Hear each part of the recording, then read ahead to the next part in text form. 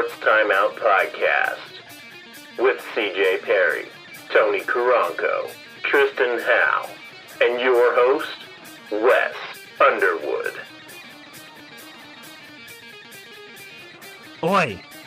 It's that time again, everyone. Welcome to the Sports Timeout Podcast, brought to you by Jefferson's and Kraken Cajun Seafood House in Joplin. If you're in the mood for some fresh Cajun, head on over to Kraken Cajun Seafood House in Joplin across from Moe's on Main Street. And if you're in the mood for some wings, head on over to Jefferson's behind Books A Million on Rangeline. Wes Underwood along with Tony and Tristen, and a little thunderstruck by AC/DC going here, hence my oi at the beginning. How you guys doing? Good weekend so far? Good week? Yeah. I was about to say it's Wednesday. Yeah, it is Wednesday. Tuesday went by quick, Monday went by quick, so yeah, I mean, but on that note, we'll go ahead and open in the NWSL, and we talked the Kansas City Current. They looked phenomenal again against the North Carolina Courage. I mean, it was a very hard-fought game, and they extended that win streak to 10, and, well, here's what midfielder Lo Labonta and forward Kristen Hamilton had to say about the game and the 10-game streak. This question is for Labonta. When Mace found you for the second goal, was that planned or was that a right place at the right time moment? When I scored, yeah, it was definitely a deflection. But I mean, it's always fun when so many people get to score. And we just, and when we do score and it's not having to depend on a PK or something like that. So I think we created a lot of very good opportunities and it was very fun going forward. Yeah, I agree with that. I was just talking to some people after the game and I'm like, my emotions were on a roller coaster the whole game. It was just like, oh man, oh my God, just back and forth and back and forth. So like Lo said, getting so many people on the score sheet today is huge for us. We just got to keep creating chances going forward. And yeah, it was a lot of fun today. Or you can just be like Claire and chip them from half. Like I tried that 3 times last week and I think they all went out for throw-in. So we'll leave that to Claire. Was it that much more emotional just because it was back in North Carolina, Kristen? Yeah. It's always fun coming back and playing here. I always get a lot of love from the fans, so I appreciate that. It was a place that I called home for 5 years, so yeah, it's a little bit nostalgic, but it's I know firsthand how hard it is to come here and win. So it was just that much more emphasis on going out and doing our jobs and putting together the game plan and executing it, and we did that today. So it was exciting. It was nice to get a win here. Hey, ladies, a question for both of you here. The streak improves to 10 games now. How does it feel, and how does it continue?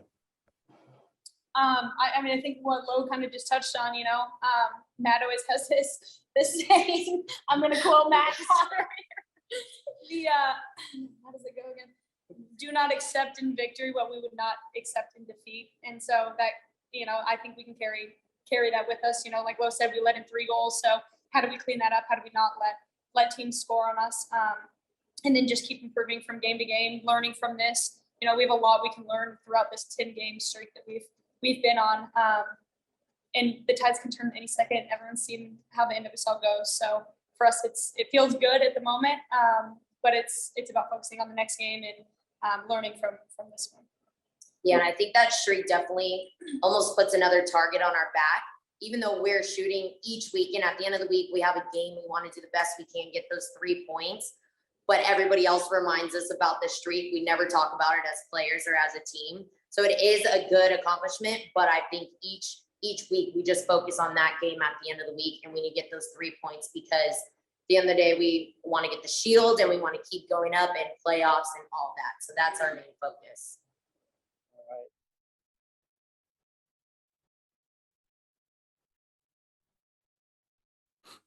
Yeah, I mean, this streak is awesome.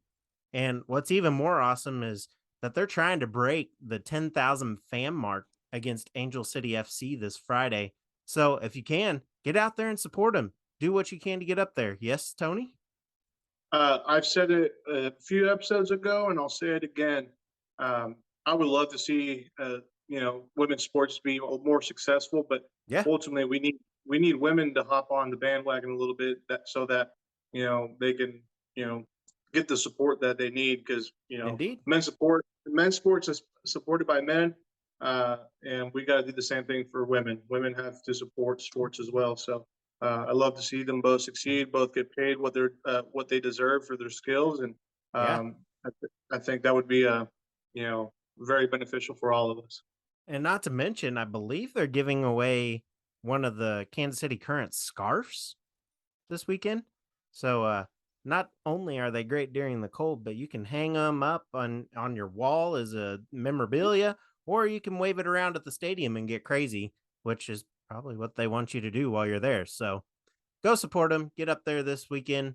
Friday night, it's going to be booming. I mean, if it's anything like Sporting Kansas City, the atmosphere is phenomenal. So, And on that note, we continue to Sporting, and man, everything was looking great in their match this last week when they went up 3-0, but a few things happened, and then the final 20 that left Sporting Kansas City fans wondering. I mean, the team fell apart after Austin FC became more aggressive, and they came back and tied it up all at 3. Then a big injury to Agata happened with no foul called, which should have been called. And that then led to an Austin FC scoring drive. And I mean, that just took it out of Sporting Kansas City with 7 minutes of extra time. And I mean, Tony, you got to watch a little bit of that. What were your thoughts? Man, I was fortunate enough to not watch it. Last time I clicked off the match, Sporting KC was winning 3-1. Yeah. Man, I want Sporting KC to do good, but they're just so inconsistent. They're so young, they're so green, they're inconsistent. I mean, and sure, there's some outside adversity affecting them a little bit, with the refs being bad. But man, you're a pro. You're a pro getting paid, a lot of money to play a game, and they need to step it up. I understand that they may not be the best of the best, but they need to step it up. That obviously they're very good and they're very talented. Yeah. So it has nothing to do with talent whatsoever. It has everything to do with consistency. So it's very disappointing as a Sporting KC fan. I am disappointed in the team for letting that happen. I mean, and Tristen, I thought we were going to see what we saw again last week. I thought you were going to be that streak getter for Sporting Kansas City going up to the stadium and you rubbing maybe that good luck off, but something just flipped there and we didn't get to see the finish that we saw at home the week before. So pretty bummer. Yeah. And especially when you lose a player like Agata, I mean, he's coming into his own in Sporting KC. Yeah. And especially after the game that you and I got to catch, Wes, like you said, you kind of figured that it'd kind of roll into more games and they'd be more consistent. But, when you lose a player like Agata, you got to have a good enough replacement. And apparently they just didn't do it. Yeah, it's crazy. Now we briefly head into the MLB and we talk the Padres as Tatis Jr. goes down for an 80-game suspension. Yes, Tony. Steroid use, but I don't know about that use there. Probably like more up in here or something like that. I don't know. According to his dad, he was treating himself for ringworm, but other speculations out there, they had a scalp infection. I don't know. I mean, but what really gets me about it is his dad's butting in and defending his son when his son should be the one out there doing it. I don't think it's anywhere for his dad to get in there and do that, but I also see where some of this stuff comes into play. But then again, you also know the contracts, the player association's agreements. What are your all's thoughts here? Tristen, we'll start you. Yeah, I was actually reading up on that right before the show, and the label on the ringworm medication actually lists the steroid that is banned in the MLB. So yeah, he's kind of obviously he's lying about something, him and his dad both, because he said his dad said something about a haircut, and that's why he was doing it. Whatever, I don't know. Obviously, he's not telling the truth about something, and he, obviously tested positive for steroids. He's sharing with Aaron Judge. That's the big secret. No. Without a doubt. No. Hey, the last guy to do what Judge is doing was Barry Bonds. So what did Barry Bonds do? Tony, you got that arm motion down. Yeah, right up Barry there Bonds, in the arm. Barry Bonds also wasn't 6'7" and like 260, 250, whatever, however big he is. You know how hard it is to get that big naturally, bro? It is hard.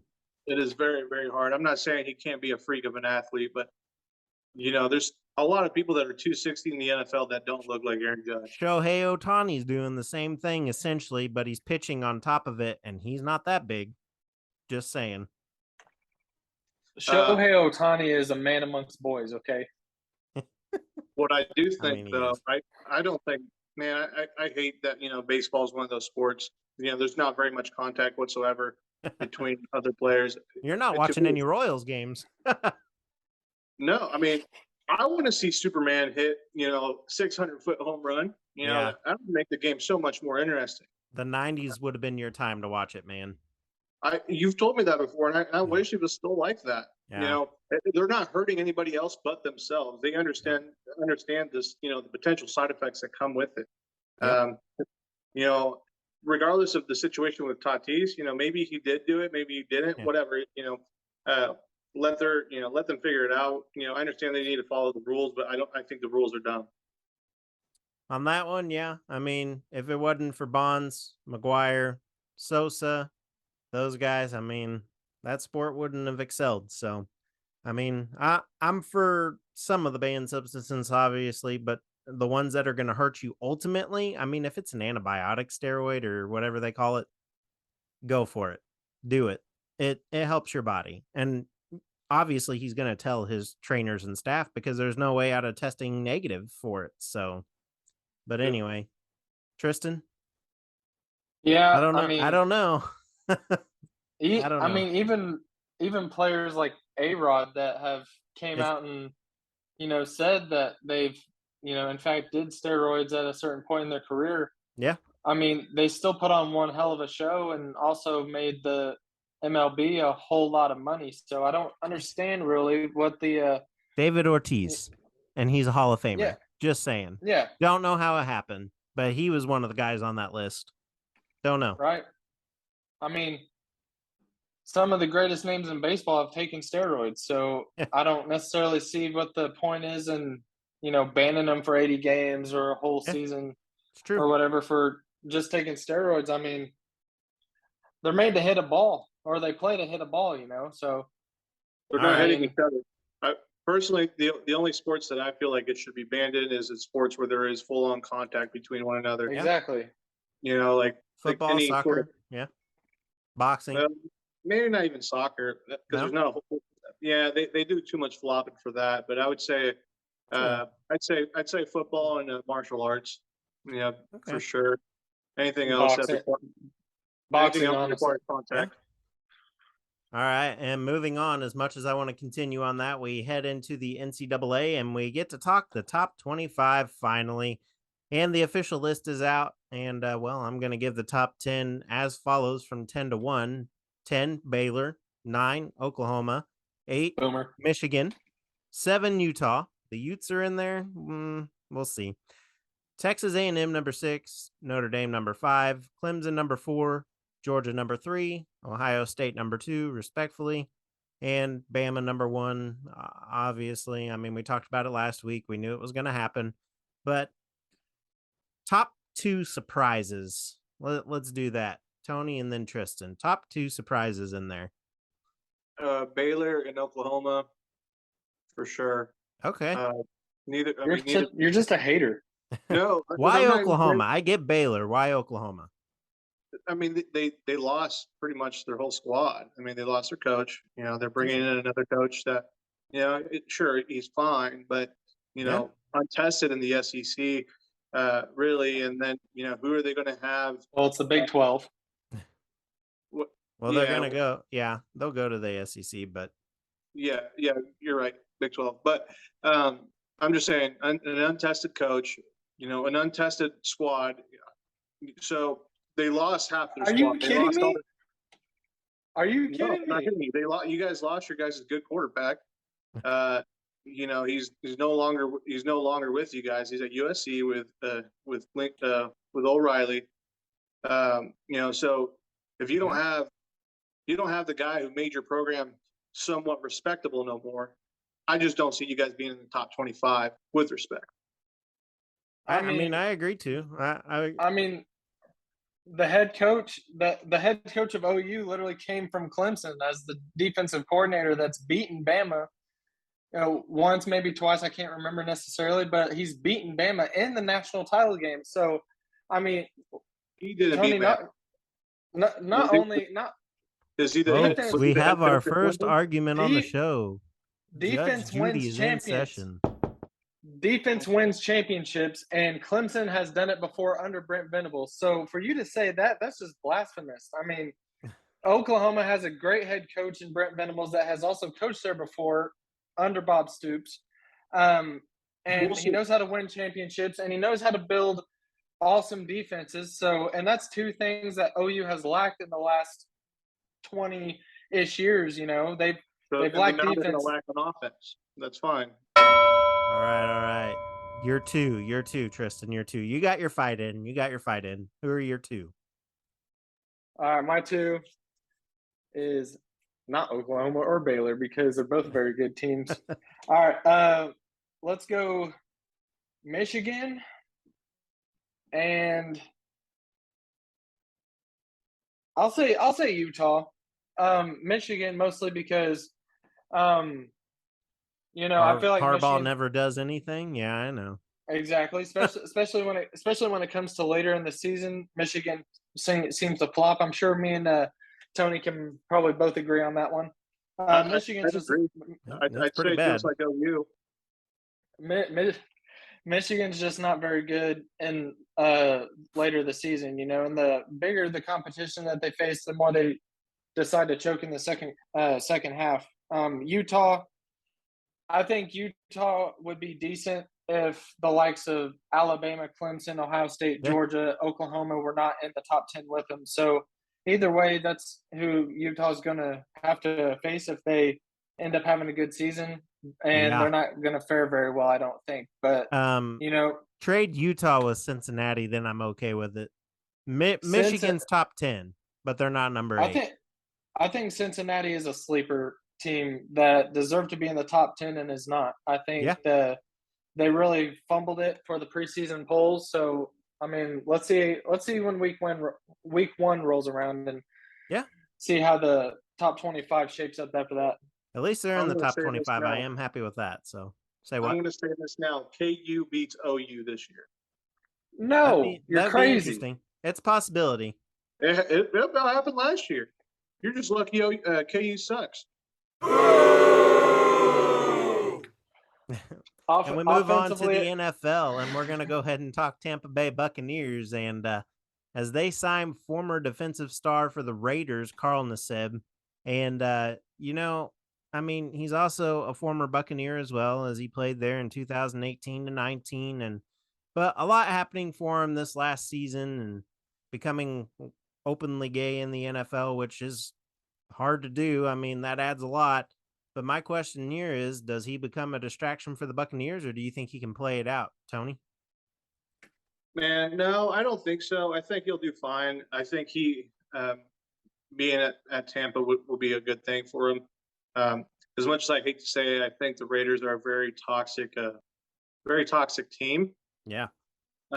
So I think just the fact that he's out of there, is good. And I think the things that he said, regarding John Gruden, there was probably more, somebody was probably trying to fish something out of him, I'm sure he felt disappointed over the comments that Gruden made not last year, but made it in his past. But ultimately, the spotlight was on him once he started, when all that stuff went down, because he was, the first, well, I wouldn't say the first, but he's one of the open gay players on the league. Yeah. I believe Michael Sam was the first. I'm not sure. Yeah. He got drafted, then he got kicked off. Tristen, your thoughts? Yeah, I think it's a good signing. I don't know really whether or not he'll end up being a distraction or not because Yeah. Tampa Bay obviously is very good with getting all the distractions. Um, a shot at Antonio Brown there, but Hey, you do that with a 40-plus-year-old quarterback too, so.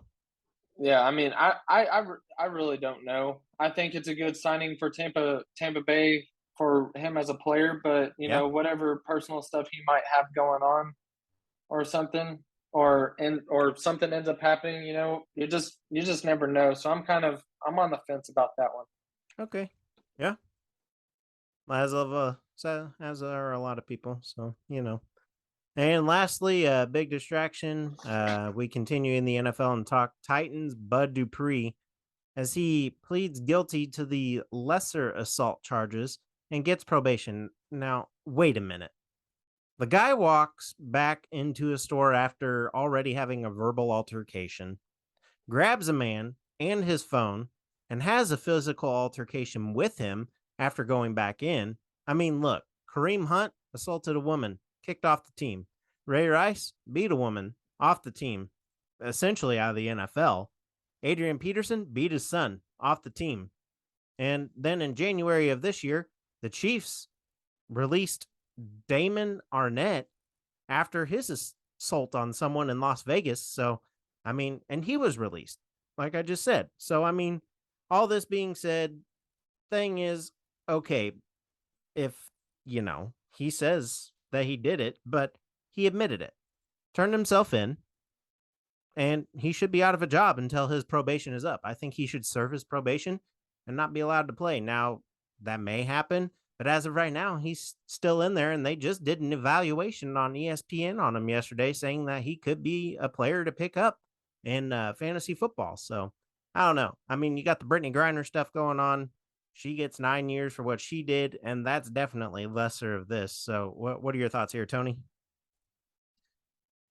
I mean, I don't know the full story. I like to know the full story on why he went back into the store and assaulted the guy. They had a verbal altercation. I'd like to know a little bit more about it. It wasn't a woman, so it wasn't, just a blatant, domestic assault of some sorts, or on his own children. So it is a little bit different. I do want there to be, some sort of clarification. I do want to know what happened ultimately, so that they can do the right thing. But knowing the NFL, they're probably not going to do the right thing. And kind of to touch on that Brittany Griner thing, I mean, we still have people in prison that went, that had some weed possession, back in the day. So I think Brittany Griner got off pretty easily, especially being in a hostile environment that she is. That's just a touch on that. Tristan? Yeah, I mean, I've said it before, I'll say it again. People have done way less and have been kicked out of the NFL before. So, and like Tony was saying, you kind of got to understand the whole story. And I don't know the whole story, so somebody could have been trying to get him to come back in there and fight or something, or start something more. I don't know, but I'm with you, Wes. I think he needs to serve whatever time he's going to get, and then depending on the craziness of the crimes, I think he probably deserves his job back. I don't know. Like I said, I don't know the whole story, but I mean, if it ends up like it did for the Chiefs player DeAndre Baker, if it ends up like that where he went to, I think he was in prison, and then they found him not guilty because they finally collected all the evidence. I mean, something like that, yeah, bring him back on my team the next year, and then apologize to him, give him his pay, and make it right. But we still don't know everything, like Tony said. So we'll see. Yeah, but I feel like we should, kind of, land on what the NFL should do, though. Should the NFL make a conviction before they know exactly what's going on, or should they make a decision after they find out? Because ultimately, from a PR standpoint, you have to do it as it goes along and just go with the flow. I mean, he does get to play if you're going from PR standpoint. Yeah. So, I don't know. It's a good point. I wish we could sit in these meetings because that would make it a whole lot more clear on what's going on. But most of these guys are behind closed doors. So and maybe they know. Maybe in this instance, the NFL knows. Obviously, the NFL knows more than we do. You know, so maybe they made a decision based off what they know. You know, and kind of with like the Deshaun Watson thing. Deshaun Watson came out a few days ago. He apologized to these women that he's like, oh, I didn't mean to come off like that. But I apologize to these women. So obviously he knows he did something wrong. So maybe the NFL is 100% right on the decision they made, and they probably already knew that. But it's hard. To me, I want to know as a fan, why are you punishing these people before there's an actual conviction made on these players? But maybe they know something that we don't. Yeah. And on that note, we will head into the local sports update brought to you by Trackside Burgers. And they will be moving sometime next month to 1515 West 10th Street in Joplin. So catch them in Webb City before they go. And, and if you don't get to, catch them in Joplin next month. And they're going to be over by Jung Stadium. So if you're looking for pregame tailgate, head on over there. I mean, they got some great barbecue and moving into a bigger building. So it's going to be awesome.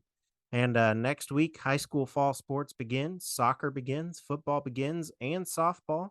And we will do our best to keep you up to date on those. And then MSSU women's soccer is underway at MSSU, and they will host Oklahoma Baptist in a scrimmage tomorrow night at 6 p.m. And then on Saturday, they will head to Southwest Baptist to scrimmage them with a game time set for 4 p.m. So that's going to be awesome. Football, soccer, all that stuff's back in action. And on that note, we will finish with the 2-minute warning brought to you by Hot Stone Pizzeria. And cue the music there. And Thunderstruck is going again. And football in the 4 states continued fall warm-ups today. So excited for Friday Night Lights. I mean, it's coming next Friday. And yes, sir. I'm calling this right now. Webb City's getting another state championship. Okay. Can they overcome the hump with Joplin? We'll talk about that next week. But Thursday night and Friday Night Lights, we will continue with Who You Got. Next week, it will be high school edition. So, but for now, we'll stay in the NFL. And we start with Chicago at Seattle. Who you got? I got Seattle. Okay. I'll go Seattle, too. Okay. I'll go Chicago. And then Carolina at New England. Who you got? New England. Okay. Also New England. Okay. I'll let Tristan go first this next time. I will go New England here as well on that one. I just don't see Carolina, even in preseason, pulling that out. And then New Orleans at Green Bay. Who you got? Green Bay. I also go Green Bay. I'll take New Orleans there. And then Houston at the LA Rams. Who you got? Rams by a blowout. Yeah, I'd say Rams as well, but I wouldn't say a blowout. It's preseason. At least by 20. I'll go Rams here. Or not a touchdowns. 2 touchdowns. We'll just call it 2 touchdowns. All right. Touchdown field goal. And of course, all these games and events are pending to weather and the current and fluid COVID-19 situation. So tune into each team's social media pages for times and updates.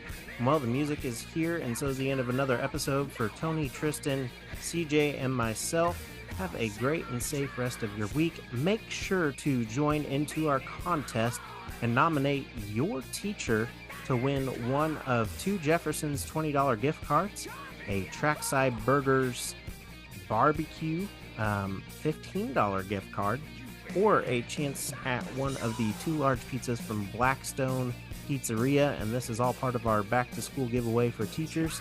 Again, we all hope you enjoy your week and weekend as well. Catch you next week on the Sports Timeout podcast. Continually and